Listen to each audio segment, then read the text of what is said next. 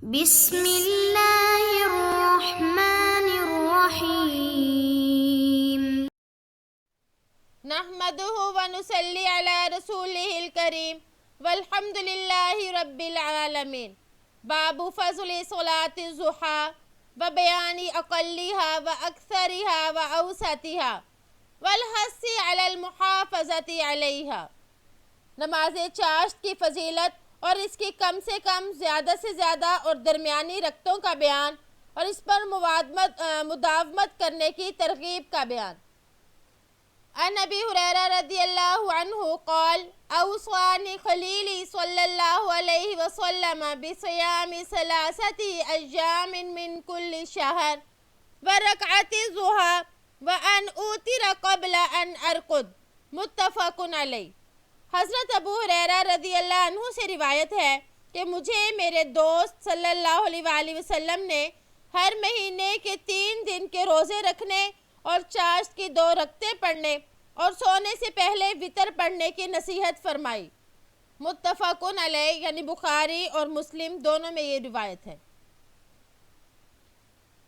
اس میں دیکھیں آپ صلی اللہ علیہ وآلہ وسلم نے انہیں روزے رکھنے کی بھی تلقین فرمائی ہر مہینے میں 3 دن، اور اسی طرح چاشت کی رکعت کے بارے میں بھی ہے، رکعت الضحیٰ یعنی چاشت کی 2 رکعتوں کی بھی نصیحت فرمائی۔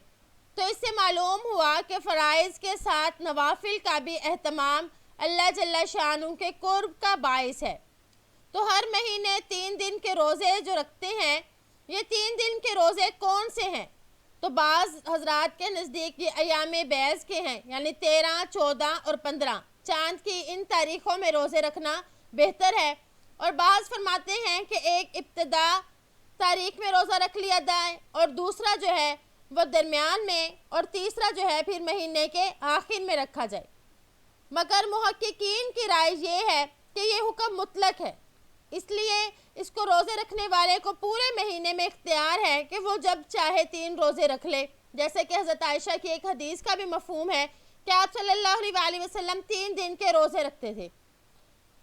ورکعت الضحیٰ اور چاشت کی جو 2 رکعت ہیں، یہ کم سے کم 2 رکعت ہے، اور زیادہ سے زیادہ چاشت کی تعداد 12 رکعت ہے۔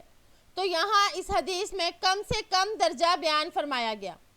پھر فرمایا وَالْإِيتَارُ قَبْلَ النَّوْمِ، یعنی سونے سے پہلے وتر پڑھنا۔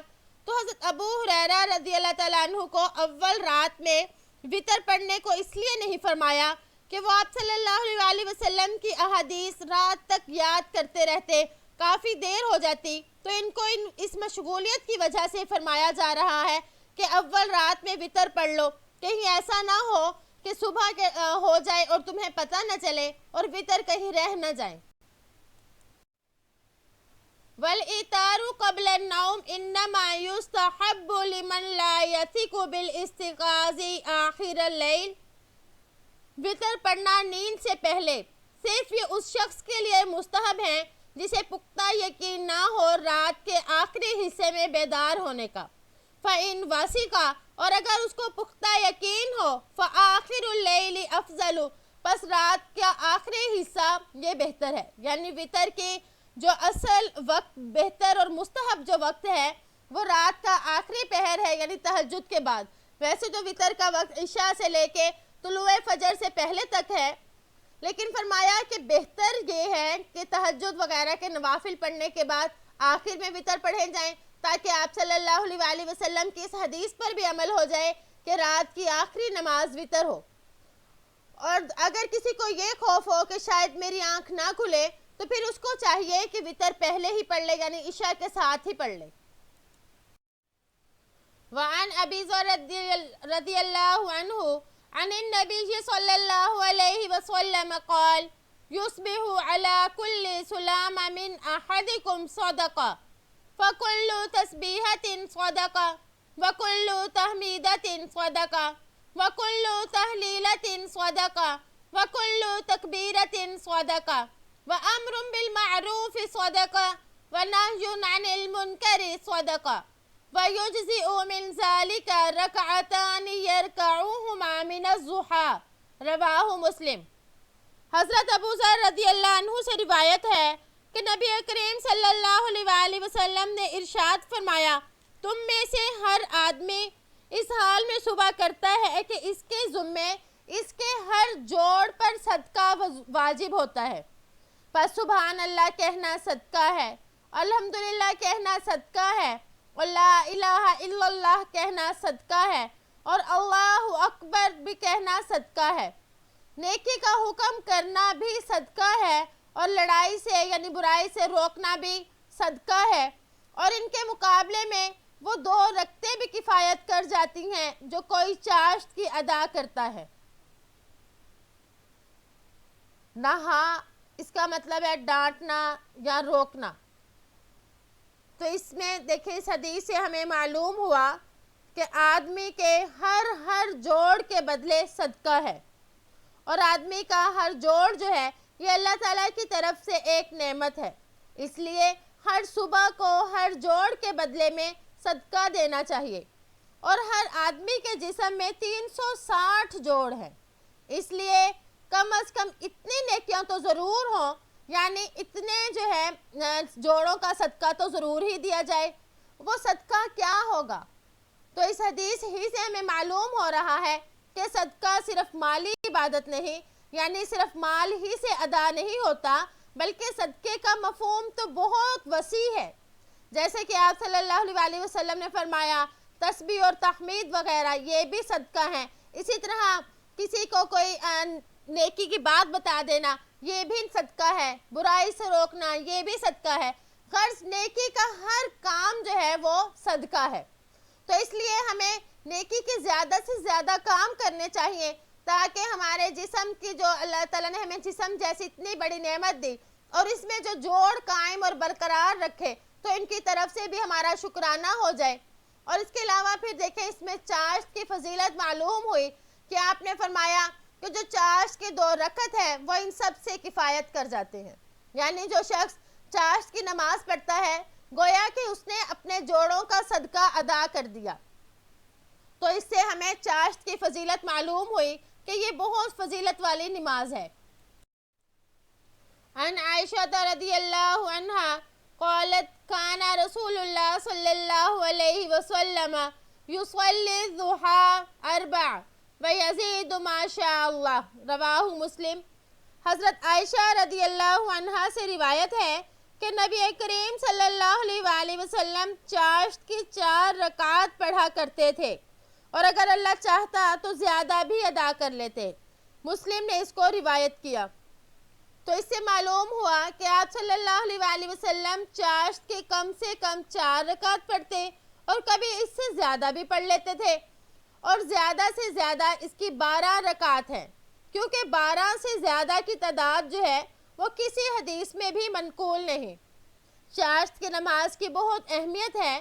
قاضی ابو بکر رحمہ اللہ یہ فرماتے ہیں کہ یہ نماز پہلے انبیاء اور رسولوں کی سنت ہے، اور ابن نجار نے حضرت صوبان سے نقل کیا کہ یہ نماز حضرت آدم، حضرت نوح، حضرت ابراہیم، حضرت موسیٰ، حضرت عیسیٰ علیہ السلام اہتمام سے پڑھا کرتے تھے۔ ابن حجر رحمہ اللہ فرماتے ہیں کہ تقریباً 20 صحابہ چاشت کی نماز کے راوی ہیں۔ علامہ عینی نے 23 صحابہ سے قولاً اور فعلاً چاشت کی نماز کی روایات کی ہیں۔ تو اس سے معلوم ہوا کہ چاشت کی نماز جو ہے یہ بہت فضیلت والی ہے، اور ہمیں بھی چاہیے کہ اس نماز کا اہتمام کریں تاکہ ہمارے طرف سے ہمارے جسم کا صدقہ بھی ادا ہو جائے، اور پیارے نبی صلی اللہ علیہ وسلم کی یہ جو سنت ہے اس کو بھی ادا کر لیں۔ اگرچہ یہ سنت غیر موقدہ ہے لیکن پھر بھی اس کے ادا کرنے کی بہت زیادہ فضیلت بیان فرمائی گئی۔ عن ام ہانی فاختہ بنت ابی طالب رضی اللہ عنہ قالت، حضرت ام ہانی فاختہ بنت ابی طالب رضی اللہ عنہ بیان فرماتی ہیں، ذهبت رسول اللہ صلی اللہ علیہ وسلم عام الفتح فوجدته يغتسل فلما فرغ من غسل صلى 8 ركعات وذلك ضحى، متفق علیہ، وهذا مختصر لفظ احدى روایات مسلم۔ کہ میں فتح مکہ والے سال آپ صلی اللہ علیہ وسلم کی خدمت میں حاضر ہوئی تو میں نے دیکھا کہ آپ صلی اللہ علیہ وسلم غسل فرما رہے ہیں، جب آپ صلی اللہ علیہ وآلہ وسلم غسل سے فارغ ہوئے تو آپ نے 8 رکعت ادا فرمائیں اور وہ چاشت کا وقت تھا۔ یہ الفاظ مسلم کے ایک مختصر روایت کے ہیں۔ صلی 8 رکعات، یعنی آپ صلی اللہ علیہ وآلہ وسلم نے 8 رکعت ادا فرمائیں اور وہ چاشت کا وقت تھا۔ تو حدیث میں چاشت کی 8 رکعت کا ذکر ہے، اور اس میں آپ صلی اللہ علیہ وآلہ وسلم کی عادت مختلف نقل کی جاتی ہے، یعنی کبھی 4 کی، کبھی 8 کی اور کبھی 12 رکعت کی۔ اس لیے علماء فرماتے ہیں کہ 4 سے 12 تک یہ نماز جو ہے یہ پڑھی جا سکتی ہے، اور ایک روایت میں آتا ہے کہ جو 12 رکعت چاشت کی پڑھتا ہے، اللہ جل شانہ اس کے لیے جنت میں ایک سونے کا محل بنا دیتے ہیں۔ تو اس سے بھی ہمیں چاشت کی فضیلت معلوم ہوئی، یعنی آپ صلی اللہ علیہ وآلہ وسلم چاشت کی نماز ادا فرماتے تھے، لیکن اس کے رکعات کے بارے میں یہ ہے کہ 4 سے 12 تک تھی۔ تو اللہ تعالی ہمیں بھی اس نماز کی اہمیت ہمارے دلوں میں بٹھا دے، اور ہمیں بھی توفیق عطا فرمائے کہ ہم بھی چاشت کی نماز کو ادا کریں۔ باب تجوز صلاة الضحى من ارتفاع الشمس إلى زوالها، والأفضل أن تصلى عند اشتداد الحر وارتفاع الضحى۔ چاشت کی نماز کا وقت سورج کے بلند ہونے سے زوال تک کا ہے، اور افضل یہ ہے کہ گرمی کی شدت اور سورج چڑھ جانے کے وقت پڑھی جائے۔ اس میں چاشت کا مستحب اور افضل وقت بیان فرمایا کہ وہ کون سا افضل وقت ہے، یعنی چاشت کی نماز کو افضل وقت یہ ہے کہ چاشت کی نماز کو سورج کے بلند ہونے پر یعنی چڑھ جانے پر پڑھا جائے۔ وعن زید بن ارقم رضی اللہ عنہ انہ رأى قوما يصلون من الضحى فقال اما لقد علموا ان الصلاة في غير هذه الساعة افضل ان رسول اللہ صلی اللہ علیہ وسلم قال صلاة الاوابین حین ترمز الفصال، رواہ مسلم۔ ترمز بفتح الطاء والمیم وبضاد المعجمہ یعنی شدت الحر، والفصال جمع فصیل وهو الصغیر من الابل۔ حضرت زید بن ارقم رضی اللہ عنہ سے روایت ہے کہ انہوں نے کچھ لوگوں کو چاشت کی نماز پڑھتے ہوئے دیکھا تو فرمایا کہ یہ لوگ جانتے ہیں کہ اس کے علاوہ دوسرے وقت میں پڑھنا افضل ہے۔ بے شک رسول اللہ صلی اللہ علیہ وآلہ وسلم نے ارشاد فرمایا تھا کہ اوابین کی نماز کا وقت وہ ہے جبکہ اونٹوں کے بچوں کے پاؤں گرمی سے جلنے لگیں۔ مسلم نے اس کو روایت کیا۔ ترمزو، تا اور میم پر زبر اور آخر میں ضاد بمعنی گرمی کی شدت۔ والفصال، فصال یہ فصیل کی جمع ہے بمعنی اونٹ کے بچے۔ تو یہاں پر چاشت کی نماز کا افضل وقت بیان فرمایا کہ اس کے علاوہ وقت میں پڑھنا افضل ہے۔